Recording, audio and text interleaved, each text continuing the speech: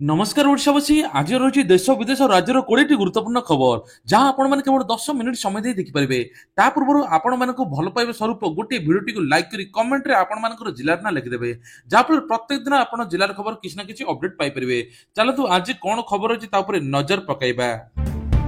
महिला आकाउंट को आसिला सुभद्रा योजनार प्रथम किस्तिर चतुर्थ पर्याय टंका राज्य में 18 लाख अधिक योग्य हिताधिकारी आकाउंट को गला सुभद्रा टंका 5,000।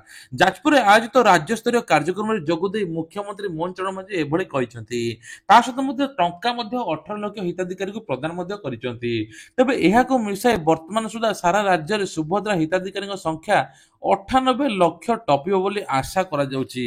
पूर्वर 3.5 लाख हिताधिकारी एमपीसीआई क्लियरेंस समस्या थिला सेमानक मध्यरु 68,000 महिला समस्या समाधान होईची बाकी जे मानकर समस्या रहिची सेमानक बैंक जिबाकू पड़िबो या सहित जे माने एमपीसीआई रहिथिबे सेमानक 8 तारिख सुधा जोड़ा जाय बोली कुआ जाउची। तेबे 8 तारिख रे मध्ये पुणी कोटी किस्ती मिलियो बोली उपमुख्यमंत्री प्रभाती परिडा सूचना दैछंती। आउ हेबनी सड़क दुर्घटना मो बस रे नाम परिवर्तन सहित लागिबो कैमेरा तेबे लागिबो एआई कैमेरा बस र नाम परिवर्तन हेबो मो बस बदल रे एथर हेबो आमो बस एबे कहिसंती गृह नगर उन्नयन मंत्री कृष्णचंद्र महापात्र गणमाध्यम को आज एभली प्रतिज्ञा मध्ये देइचंती। तेबे कहिसंती मो बस एक अहंकार शब्द मंत्री एभली कहिसंती आ मोहन सरकार आसला पर एथर आमर सबु मोर बेली किछि नुहे गत किछि दिन हबो लगातार मो बस दुर्घटना घटा सामना को आसी। तेबे मंत्री एने कहिसंती बस रे एबे सब एआई कैमेरा लागिबो ता सहित मध्य मो बस नाम परिवर्तन होई कि आम बस रहिबो बोली कुआ जाउची। तेबे दिल्ली विधानसभा निर्वाचन फलाफल प्रकाश पाई तेबे कहुच्छी बीजेपी विपुल परिमाण विजय हासिल करिछि ऊपर केंद्र गृह मंत्री अमित शाह निजर प्रथम प्रतिक्रिया जारी रखिछंती से जे एथर बीजेपी आसुची आ जनता विषाक्त जमुना प्रत्येक गली रे ठिपी खोला मद दुकान जवाब देइछंती। शाह मिथ्या धोखा दुर्नीति को मुक्त करबा लागि जनता उचित प्रार्थी को भोट देइछंती। अमित शाह एक्स रे पोस्ट करी कहछंती दिल्ली रो हृदय रे एबे रहिछंती पीएम मोदी दिल्ली मिथ्या प्रतिश्रुति देउथुवा लोकन को उचित दबाव देव या सहित दिल्लीर विकास एवं विश्वास एक नुआ फर्द जोड़ी हब बीजेपी रे।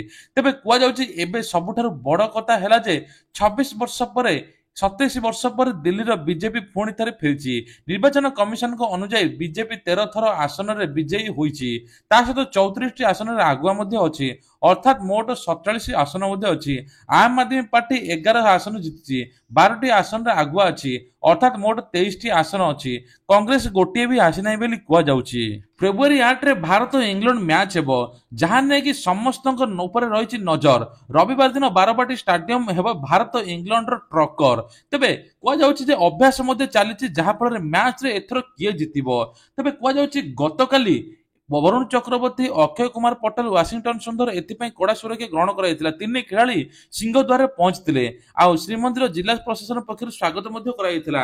श्रीमंदिर सिंहद्वार 22 पाहाच एवं बेरण द्वार जाई दर्शन करथिले बोली कुआ किछि दिन अपेक्षा किछि दिन पर राज्य रे 3.5 कोटी लोक पाइबे आयुष्मान कार्ड रे महिला को 10 लाख स्वास्थ्य बीमा पुरुष को 5 लाख स्वास्थ्य बीमा रही ता सहित आयुष्मान भारत सहित आईटी संयोग प्रक्रिया जारी रही सूचना स्वास्थ्य मंत्री मुकेश महालिंग राज्य में आयुष्मान भारत योजना कार्यकारी करने गत मास 13 तारिख में केंद्र और राज्य सरकार मध्य एमयू स्वाक्षरित होता है। योजना राज्य में 1.5 कोटी परिवार 3.5 कोटी लोक उपकृत हे राज्य सरकार को निजस्व गोपबंधु जन आरोग्य सहित आयुष्मान भारत मिश्रण होगा गोटे कार्ड मिले कहुच्छी। 4टी सहर को लेकिन अर्थनैतिक कॉरिडोर गठन हेब बृहत भुवनेश्वर मुख्यमंत्री मोहन चरण माझी लोकसेवा भवन में गृह निर्माण नगर उन्नयन विभाग कार्यक्रम समीक्षा करिसेंती।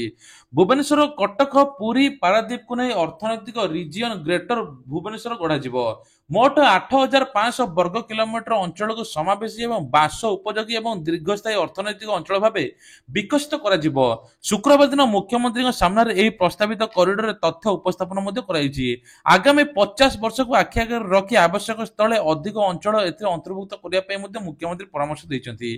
तेबे यही प्रकल्प को निर्माण पूर्व अन्य राज्य मानक जाई योजना अनुधान करने मुख्यमंत्री परामर्श देते।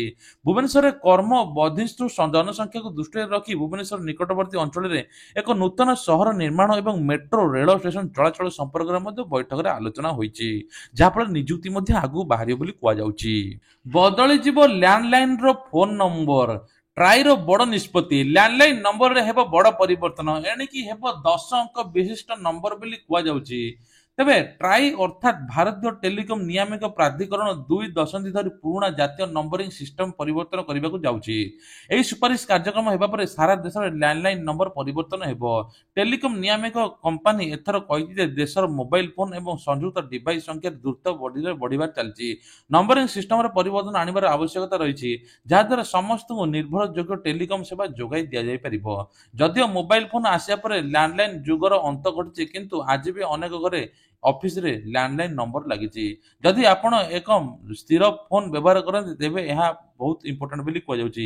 ଏଥର ଲ୍ୟାଣ୍ଡଲାଇନ ନମ୍ବରରେ ମଧ୍ୟ 10 ଅଙ୍କ ବିଶିଷ୍ଟ ନମ୍ବର ଆସିବ ବୋଲି କୁହାଯାଉଛି। ପୁଣି କୁହୁଡ଼ି ବଢିବା ନେଇ ପାଣିପାଗ ବିଭାଗର ପୂର୍ବାନୁମାନ। ଏହି ସବୁ ସ୍ଥାନରେ ହୋଇପାରେ ବର୍ଷା। ଅଚାନକ ଶୀତ ବଦଳରେ ଅଧିକ ଖରା ଅନୁଭୂତ ହେବାରେ ଲାଗିଛି। ଫେବୃଆରୀ ଶେଷ ନ ହେଉଣୁ ପାଗରେ ଏଭଳି ପରିବର୍ତ୍ତନ ହେବାରେ ଲାଗିଛି। ତେବେ ଏହାରି ଭିତରେ ଆଞ୍ଚଳିକ ପାଣିପାଗ ବିଭାଗ ଏହାରି ଭିତରେ ଏକ ଆଶ୍ଚର୍ଯ୍ୟ ଖବର ଆଣିଛି। ରାଜ୍ୟରେ ପୁଣି କୁହୁଡ଼ି ବଢିବା ନେଇ ପୂର୍ବାନୁମାନ କରିଛି ଆଞ୍ଚଳିକ ପାଣିପାଗ ବିଭାଗ। ଏନେଇ କିଛି ଜିଲ୍ଲାକୁ ମଧ୍ୟ ଆଲର୍ଟ ମଧ୍ୟ କରିଛି। ତେବେ ସେହି ଜିଲ୍ଲା ଗୁଡ଼ିକ ହେଲା ପୁରୀ, ନୟାଗଡ଼, ଜଗତସିଂହପୁର, ଖୋର୍ଦ୍ଧା, କଟକ। ସେହିପରି ଆଉ କିଛି ଜିଲ୍ଲାରେ ବର୍ଷା ମଧ୍ୟ ହେବ ବୋଲି କୁହାଯାଉଛି। ତେବେ ସେଗୁଡ଼ିକ ହେଲା କେଉଁଝର, କୋରାପୁଟ, ଗଞ୍ଜାମ, ଗଜପତି, ରାୟଗଡ଼ା ଏବଂ ନବରଙ୍ଗପୁର ବୋଲି କୁହାଯାଉଛି। ଏହି ସବୁ ଜିଲ୍ଲାରେ ଗୋଟିଏ ଦୁଇଟି ସ୍ଥାନରେ ହାଲୁକାରୁ ମଧ୍ୟମ ଧରଣର ବର୍ଷା ହେବ ବୋଲି କୁହାଯାଉଛି। ତେବେ ଆଉ ଗୋଟେ ମଧ୍ୟ ବଡ଼ ଖବର, ଏଥର ଉତ୍ତମ ମହାନ୍ତି ବହୁତ ଗୁରୁତର ଅଛନ୍ତି, ଯାହାଫଳରେ ଆୟୁଷରେ ମଧ୍ୟ ଭର୍ତ୍ତି ହୋଇଛନ୍ତି। ତେବେ ଏୟାର ଆମ୍ବୁଲାନ୍ସରେ ସ୍ଥାନାନ୍ତର ହେବେ ଉତ୍ତମ ମହାନ୍ତି। ଅବସ୍ଥା ଗୁରୁତର ଏବଂ ସାଂଘାତିକ କହିଛନ୍ତି ପୁଅ ବାବୁସାନ। ଉନ୍ନତ ଚିକିତ୍ସା ପାଇଁ ରାଜ୍ୟ ବାହାରକୁ ନିଆଯିବା ପାଇଁ ବ୍ୟବସ୍ଥା କରୁଛନ୍ତି ବାବୁସାନ। ବର୍ତ୍ତମାନ ଭୁବନେଶ୍ୱର ସ୍ଥିତ ଏକ ଘରୋଇ ହସ୍ପିଟାଲରେ ଭର୍ତ୍ତି ହୋଇଛନ୍ତି। ଆୟୁଷରେ ଚିକିତ୍ସା ଚାଲିଥିବା ବେଳେ ଭେଣ୍ଟିଲେଟର ଥିବା ସୂଚନା ମଧ୍ୟ ମିଳିଛି। ସୂଚନା ଅନୁସାରେ ଏକ ଫିଲ୍ମ ସୁଟିଂ ପାଇଁ ଯାଉଥିବା ସମୟରେ ତାଙ୍କର ସ୍ୱାସ୍ଥ୍ୟାବସ୍ଥା ଗୁରୁତର ହୋଇଥିଲା। ପରେ ତାଙ୍କୁ ଏକ ଘରୋଇ ହସ୍ପିଟାଲରେ ଭର୍ତ୍ତି କରାଯାଇଥିଲା, କିନ୍ତୁ ସେଠାରେ ସ୍ୱାସ୍ଥ୍ୟାବସ୍ଥା ବିଗିଡ଼ିବାରୁ ଭେଣ୍ଟିଲେଟରରେ କରାଯାଇଛି ଭର୍ତ୍ତି। କହି ରଖୁଛୁ ଯେ ବୋଉ ଟୁଟୁ ଭୂତ ସିନେମା ସୁଟିଂ ଚାଲିଥିବା ସମୟରେ ହଠାତ୍ ଅସୁସ୍ଥ ହୋଇପଡ଼ିଥିଲେ। ଏହି ସିନେମା ତାଙ୍କ ସହ ପତ୍ନୀ ଅପରାଜିତା ଏବଂ ପୁଅ ବାବୁସାନ ମଧ୍ୟ ଅଭିନୟ କରିଛନ୍ତି। 3 ଦଶନ୍ଧି ଧରି ଓଡ଼ିଆ ଚଳଚ୍ଚିତ୍ର ଜଗତରେ ନିଜର ପତିଆରା ଦେଖାଇଛନ୍ତି ଉତ୍ତମ ମହାନ୍ତି। ତେବେ ହସ୍ପିଟାଲରେ ଏବେ ଗୁରୁତର ଅଛନ୍ତି ବୋଲି କୁହାଯାଉଛି। ହଠାତ୍ ଚାଲିଥିଲା ପାଠପଢା, ରାଗିଗଲେ ବିଧାୟକ, ଶିକ୍ଷକଙ୍କ ମାସେ ଦରମା ମଧ୍ୟ ବନ୍ଦ କରିଦେଲେ। ଆପଣମାନେ ଶୁଣିଲେ ମଧ୍ୟ ଆଶ୍ଚର୍ଯ୍ୟ ହୋଇଯିବେ। ତେବେ ସ୍କୁଲ ପିଲାଙ୍କୁ ବହି ପଢିବା ପାଇଁ କହିଥିଲେ, ଆଉ ସ୍କୁଲ ପିଲାଟି ବହି ପଢି ପାରିନଥିଲା। ତେବେ ଛାତ୍ରୀମାନେ ମଧ୍ୟ ବହି ପଢି ନଥିବାରୁ ବିଧାୟକ ରାଗି ଯାଇଥିଲେ। ସେଠାରେ ଉପସ୍ଥିତ ଶିକ୍ଷକ ଶିକ୍ଷୟିତ୍ରୀଙ୍କୁ ତାଗିଦ କରିବା ସହିତ ମାସେ ଦରମା ବନ୍ଦ କରିଦେଇଛନ୍ତି ବୋଲି କୁହାଯାଉଛି। ରାୟଗଡ଼ାରେ ହେବ ନୂଆ ରେଳ ଡିଭିଜନ, ମିଳିଲା କ୍ୟାବିନେଟ ମଞ୍ଜୁରୀ। ଏନେଇକି ନିଯୁକ୍ତି ମଧ୍ୟ ବାହାରିବ ବୋଲି କୁହାଯାଉଛି। ଆଉ ଦାଦନ ଖଟିବା ପାଇଁ ଯିବାକୁ ପଡିବ ନାହିଁ। ତେବେ ଏହି ନିଷ୍ପତ୍ତି ଅନୁସାରେ ୱାଲିଟିୟର ଡିଭିଜନରେ ନୂଆ ଦାମ ବିଶାଖାପାଟଣା ଡିଭିଜନ ହେବ। ଏହା ଦକ୍ଷିଣ ରେଳ ତଟ ଅଧୀନରେ ମଧ୍ୟ ରହିବ ବୋଲି କୁହାଯାଉଛି। ରାୟଗଡ଼ା ଡିଭିଜନ ସ୍ଥାପନ କରାଯିବ। ଏହାର ମୁଖ୍ୟାଳୟରେ ରାୟଗଡ଼ା ଠାରେ ରହିବା ଏବଂ ଡିଭିଜନ ଅଧୀନରେ କୋଟା, ଭାଳସା, ବାଚେଲି ଏବଂ କୁନେର, ଥେରୁବାଲି ଏବଂ କୋରାପୁଟ ଜଙ୍କସନ, ପାରଳାଖେମୁଣ୍ଡି, ଗୁଣପୁର ମଧ୍ୟରେ ଷ୍ଟେସନ ରହିବ ବୋଲି କୁହାଯାଉଛି। ସଫେଇ କର୍ମଚାରୀଙ୍କ ପାଇଁ ଜାତୀୟ ଆୟୋଗରେ କାର୍ଯ୍ୟକାଳ 3 ବର୍ଷ ବୃଦ୍ଧି କରିବାକୁ କ୍ୟାବିନେଟ ମଞ୍ଜୁରୀ ନେଇଛି। ତେବେ କୁହାଯାଉଛି କାର୍ଯ୍ୟକାଳ ଏବେ 31/3/2025 ଠାରୁ ଅଧିକ 3 ବର୍ଷ ବଢିବ ବୋଲି କୁହାଯାଉଛି, ଯାହାଫଳରେ 2028 ମଧ୍ୟ ରହିବ ବୋଲି କୁହାଯାଉଛି। ତେବେ ଏନେଇକି 3 ବର୍ଷ ପାଇଁ ସମ୍ପ୍ରସାରଣ ଲାଗି ମୋଟ ଆର୍ଥିକ ବୋଝ 50 କୋଟି ଟଙ୍କା ହେବ ବୋଲି କୁହାଯାଉଛି। ଏହା ସଫେଇ କର୍ମଚାରୀ ସାମାଜିକ ଆର୍ଥିକ ଉନ୍ନତିକୁ ସୁଗମ କରିବାରେ ସାହାଯ୍ୟ କରିବ ବୋଲି କୁହାଯାଉଛି। ତେବେ ମୁଖ୍ୟମନ୍ତ୍ରୀଙ୍କର ବଡ ଘୋଷଣା, ସ୍କୁଲ ପିଲାଙ୍କୁ ମାଧୁସିଂ ଯୋଜନାରେ 5,000 ଟଙ୍କା ଯୋଗାଇ ଦେଇଛନ୍ତି ମୁଖ୍ୟମନ୍ତ୍ରୀ। ତା ସହିତ ମଧ୍ୟ ସିଏମ କିଷାନ ଟଙ୍କା ମଧ୍ୟ ଆସିବ। ଏଥର ପିଏମ କିଷାନ ଟଙ୍କା ଏଇ ଫେବୃଆରୀ 24 ତାରିଖରେ ମିଳିବ 2,000 ଟଙ୍କା ଚାଷୀ ମାନଙ୍କୁ। ତା ସହିତ ମଧ୍ୟ ଚାଷୀ ମାନେ ଷ୍ଟେଟ ବ୍ୟାଙ୍କ ବା ଚାଷୀ ମାନେ ଏଥର ଆରବିଆଇ ତରଫରୁ ବଡ ଘୋଷଣା 2 ଲକ୍ଷ ପର୍ଯ୍ୟନ୍ତ ବିନା ଗ୍ୟାରେଣ୍ଟିରେ ଋଣ ନେଇପାରିବେ। ତା ସହିତ ମଧ୍ୟ ଆଉ ଗୋଟେ ବଡ ଖୁସି ଖବର ଯେ ଏଥର ଭତ୍ତା ଟଙ୍କାକୁ ନେଇକି ବଡ ଅପଡେଟ, 1200 ପରିବର୍ତ୍ତେ 3,500 ସମସ୍ତଙ୍କୁ ମିଳିବ। ତା ସହିତ 60 ବର୍ଷର ଉର୍ଦ୍ଧ୍ୱ ହିତାଧିକାରୀଙ୍କୁ ପାଖାପାଖି ଆଗକୁ କେତେ ମିଳିବ ସେ ନେଇ ଆଲୋଚନା ମଧ୍ୟ ହୋଇନି, କିନ୍ତୁ ଖୁବ ଜଲ୍ଦି ଭତ୍ତା ବଢିବ ବୋଲି କୁହାଯାଉଛି। ସେପଟେ ଇ ଶ୍ରମ କାର୍ଡରେ 3,500 ଟଙ୍କା ଦଉଛନ୍ତି ସରକାର। ଇ ଶ୍ରମ କାର୍ଡ ଯାହାର ଅଛି ତୁରନ୍ତ ଆପଣ ମାନେ 1,000 ରୁ 3,500 ଟଙ୍କା ପାଇପାରିବେ ବୋଲି କୁହାଯାଉଛି। ତେବେ ଇ ଶ୍ରମ କାର୍ଡ ଜରିଆରେ ସରକାର ମଧ୍ୟ ସାହାଯ୍ୟ କରୁଛନ୍ତି। ଇ ଶ୍ରମ କାର୍ଡ ପାଇବା ପାଇଁ ହେଲେ ଆପଣଙ୍କ ପରିଚୟ ପତ୍ର, ଆଧାର କାର୍ଡ ଦରକାର। ତା ସହିତ ଆର୍ଥିକ ସ୍ୱଚ୍ଛଳ ହୋଇନଥିବା ଦରକାର। ଇ ଶ୍ରମ କାର୍ଡ କେବଳ ଶ୍ରମିକ ମାନଙ୍କୁ ଦିଆଯାଉଛି ବୋଲି କୁହାଯାଉଛି। 10,000 କୋଟି ଦାନ କରିବେ ଗୌତମ ଅଦାନୀ। ପୁଅ ଜିତଙ୍କ ବାହାଘର ଉପଲକ୍ଷେ କଲେ ଘୋଷଣା। ସେପଟେ ମଧ୍ୟ କହିଛନ୍ତି ଯେ ଏଥିରୁ ଦିବ୍ୟାଙ୍ଗ ମହିଳାଙ୍କୁ ଯାହାର ଇନକମ୍ ବୋଲି କିଛି ନାହିଁ ତାଙ୍କୁ 10 ଲକ୍ଷ ଟଙ୍କା ସାହାଯ୍ୟ କରିବେ। ତେବେ ସେବା ହେଉଛି ସାଧନା, ସେବା ହେଉଛି ପ୍ରାର୍ଥନା, ସେବା ହେଉଛି ଈଶ୍ୱର, ଏମିତି କହିଛନ୍ତି ଗୌତମ ଅଦାନୀ। ତା ସହିତ ମଧ୍ୟ କହିଛନ୍ତି ତାଙ୍କ ଦାନରେ ଏକ ପ୍ରମୁଖ ଅଂଶ ସ୍ୱାସ୍ଥ୍ୟ, ଶିକ୍ଷା ଏବଂ ଦକ୍ଷତା ଭିତ୍ତିଭୂମି ବିକାଶରେ କରାଯିବ ବୋଲି କୁହାଯାଉଛି। ସୁଲଭ ବାସଗୃହ ପ୍ରକଳ୍ପରେ ଏମିତି ଜୀବନ, କୁଣିଆ ଆସିଲେ ବାହାରେ ପୁଅ। ଆପାର୍ଟମେଣ୍ଟକୁ ଭଳି ଭଳି ସୁବିଧା ସୁଯୋଗ ଦେଇ ଦଉଛନ୍ତି ବସ୍ତି ବାସିନ୍ଦାକୁ। ବସ୍ତି ବାସିନ୍ଦା ପାଉଛନ୍ତି ଆପାର୍ଟମେଣ୍ଟ, 24 ଘଣ୍ଟିଆ ପିଇବା ପାଣି, ବିଦ୍ୟୁତ ସେବା ଉପଲବ୍ଧ, ପ୍ରବେଶ ପଥରେ ସୁରକ୍ଷା କର୍ମୀ ନିୟୋଜିତ ମଧ୍ୟ ରହିବେ। ଅସାମାଜିକ କାର୍ଯ୍ୟକଳାପ ଉପରେ ସମ୍ପୂର୍ଣ୍ଣ ଅଙ୍କୁଶ ଲାଗିବ। ସୁଲଭ ବାସଗୃହ ପ୍ରକଳ୍ପରେ ଥଇଥାନ ହେଉଥିବା ରାଜଧାନୀ ବସ୍ତି ବାସିନ୍ଦାକୁ ଖୁସି ଖବର। ରାଜଧାନୀ ବସ୍ତି ବାସିନ୍ଦାଙ୍କୁ ମିଳିବ ଘର, ସେ ପୁଣି ବି ଆପାର୍ଟମେଣ୍ଟ ଘର। ରାଜ୍ୟ ସରକାର ଏଭଳି ପ୍ରତିଶ୍ରୁତି ଦେଇଥିଲେ। ପର୍ଯ୍ୟାୟକ୍ରମେ ସମସ୍ତ ବସ୍ତି ବାସିନ୍ଦାଙ୍କୁ ଘର ଯୋଗାଇ ଦେବା ପାଇଁ, ସହର ବସ୍ତି ମୁକ୍ତ କରିବା ପାଇଁ 2023 ନଭେମ୍ବର ତତ୍କାଳୀନ ବିଜେଡି ସରକାର ସ୍ୱପ୍ନ ଦେଖାଇଥିଲେ। 3ଟି ସୁଲଭ ବାସଗୃହ ପ୍ରକଳ୍ପ ଲୋକାର୍ପଣ କରିବା ଅବସରରେ ସେତେବେଳେ ମୁଖ୍ୟମନ୍ତ୍ରୀ ନବୀନ ପଟ୍ଟନାୟକ କହିଥିଲେ ଯେ ସହର ବିକାଶର ବସ୍ତି ବାସିନ୍ଦା ଗୁରୁତ୍ୱପୂର୍ଣ୍ଣ ଅବଦାନ ରହିଛି। ଆଜି ଗରିବ ଲୋକଙ୍କୁ ନୂଆ ଭଲ ଘର ଏବଂ ଖାଦ୍ୟ ମିଳିବ ବୋଲି କୁହାଯାଉଛି। ତେବେ ଏପଟେ ଆପାର୍ଟମେଣ୍ଟରେ ଏବେ ନୂଆ ଘର କିଛି ଲୋକ ପାଇଛନ୍ତି, ଆଉ କିଛି ପାଇନାହାନ୍ତି। ଆଉ କିଛି ମଧ୍ୟ ଟଙ୍କା ଦେଇକି ଏପର୍ଯ୍ୟନ୍ତ କିଛି ପାଇନାହାନ୍ତି। ଯାହା ଫଳରେ ଉଠୁଛି ପ୍ରଶ୍ନ, ଏପଟେ ବିଜେପି ସରକାର ଆସୁଛି ଆଉ ଓଡିଶାରେ ଗରିବ ବୋଲି କେହି ରହିବେ ନାହିଁ, ନିଜ ଘରେ ନିଜେ ରହିବେ ବୋଲି କୁହାଯାଉଛି। ରାଜ୍ୟ କ୍ୟାବିନେଟରେ 11ଟି ଗୁରୁତ୍ୱପୂର୍ଣ୍ଣ ପ୍ରସ୍ତାବକୁ ମଞ୍ଜୁରୀ। ତେବେ କୁହାଯାଉଛି ରାଜ୍ୟ କ୍ୟାବିନେଟରେ କଣ ସବୁ ଆଲୋଚନା ହେଲା। ତେବେ ରାଜ୍ୟରେ 314ଟି ବ୍ଲକ ସ୍ତରୀୟ ଷ୍ଟାଡିୟମ ନିର୍ମାଣ କରାଯିବ। ଏ ନେଇ କ୍ୟାବିନେଟ ନିଷ୍ପତ୍ତି ମଧ୍ୟ ହୋଇଛି। 5 ବର୍ଷ ମଧ୍ୟରେ 4,124 କୋଟି ବ୍ୟୟରେ ଷ୍ଟାଡିୟମ ନିର୍ମାଣ କରାଯିବ ବୋଲି ମଧ୍ୟ ମୁଖ୍ୟମନ୍ତ୍ରୀ ମୋହନ ଚରଣ ମାଝୀ ମଧ୍ୟ କହିଛନ୍ତି। ତା ସହିତ 3 ବର୍ଷରେ 2,25,000 ଘର ଯୋଗାଇ ଦେବେ। ହିତାଧିକାରୀଙ୍କୁ 1,20,000 ଟଙ୍କା ମିଳିବ। କୌଣସି ହିତାଧିକାରୀ 4 ମାସରେ ଘର ସରିଲେ 20,000 ବୋନସ ଦେବେ ସରକାର। ସେହିପରି 6 ମାସରେ ସାରିଲେ 10,000 ଟଙ୍କା ମିଳିବ ବୋଲି କୁହାଯାଉଛି। ଏହି ଯୋଜନାରେ 7,550 କୋଟି ଟଙ୍କା ଖର୍ଚ୍ଚ ହେବ ବୋଲି କୁହାଯାଉଛି। ତା ସହିତ ଚାଷୀ ମାନଙ୍କ ପାଇଁ ଖୁସି ଖବର, ଚାଷୀ ମାନଙ୍କୁ ବନ୍ଧକ ମୁକ୍ତ ଋଣ ଦିଆଯିବ 2 ଲକ୍ଷ। ଚାଷୀ ମାନଙ୍କୁ କିଷାନ କ୍ରେଡିଟ କାର୍ଡରେ ପୂର୍ବରୁ 3 ଲକ୍ଷ ଥିଲା, ଏବେ ତାକୁ 2 ଲକ୍ଷ ବଢାଇ 5 ଲକ୍ଷ ପର୍ଯ୍ୟନ୍ତ ଋଣ ମଧ୍ୟ ନେଇପାରିବେ। ତା ସହିତ ମଧ୍ୟ ଆଉ ଗୋଟେ ଖୁସି ଖବର, ଚାଷୀ ମାନଙ୍କୁ ପିଏମ କିଷାନ ଟଙ୍କା ଫେବୃଆରୀ 24 ତାରିଖରେ ମିଳିବା ପାଇଁ ଯାଉଛି। ତେଣୁ ଏପଟେ ଏବେ ଅଭଡା ଦର ମଧ୍ୟ କମିଲା।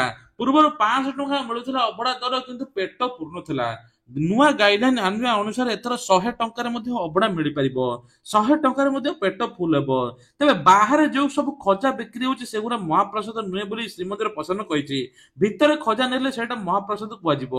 ବାହାରେ କିଛି ଠକେଇ ଦୋକାନୀ ବିକୁଛନ୍ତି, ଆଉ ଯଦି ପୁଣି ଥରେ ଉଲ୍ଲଂଘନ କରନ୍ତି ତାଙ୍କ ଉପରେ ଦୃଢ କାର୍ଯ୍ୟାନୁଷ୍ଠାନ ନିଆଯିବ ବୋଲି କୁହାଯାଉଛି। ଏପଟେ ଶ୍ରୀମନ୍ଦିରରେ ଲୋକ ଗୋଟିଏ ପଟେ ପ୍ରବେଶ କରି 3 ଦ୍ୱାରରେ ବାହାରିବେ ବୋଲି କୁହାଯାଉଛି।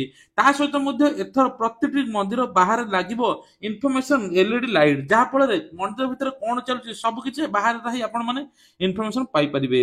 ତେବେ ଇଏ ଥିଲା ଆଜିର ଦେଶ ବିଦେଶ ରାଜ୍ୟର କିଛିଟା ଗୁରୁତ୍ୱପୂର୍ଣ୍ଣ ଖବର। ଏଇଭଳିଆ ଖବର ପ୍ରତ୍ୟେକ ଦିନ ଦେଖିବା ପାଇଁ ହେଲେ ଚ୍ୟାନେଲକୁ ସବସ୍କ୍ରାଇବ କରିବା ପାଇଁ ଭୁଲିବେ ନାହିଁ। ତେବେ ଏତେ ସମୟ ଆପଣ ଖବରଟି ଦେଖିଥିବାରୁ ଆପଣଙ୍କୁ ବହୁତ ବହୁତ ଧନ୍ୟବାଦ। ପୂର୍ବ ପ୍ରଶ୍ନର ଉତ୍ତର ଦେଇଥିଲେ ସଚିଦାନନ୍ଦ ମିଶ୍ର। ତେବେ ଆଜିର ପ୍ରଶ୍ନ ହେଉଛି ଓଡ଼ିଶାର ପ୍ରଥମ ମୁଖ୍ୟମନ୍ତ୍ରୀ କିଏ ଥିଲେ, ତାଙ୍କ ନାଁ କଣ? ନିଶ୍ଚିନ୍ତ କମେଣ୍ଟ ମାଧ୍ୟମରେ ଜଣାଇବେ, ଯାହାଫଳରେ ଆଗାମୀ ଭିଡ଼ିଓରେ ଆପଣଙ୍କ ନାଁ ମଧ୍ୟ ଘୋଷଣା କରାଯିବ। ତେଣୁ ଭିଡ଼ିଓଟିକୁ ଦେଖିଥିବାରୁ ଆପଣଙ୍କୁ ବହୁତ ବହୁତ ଧନ୍ୟବାଦ।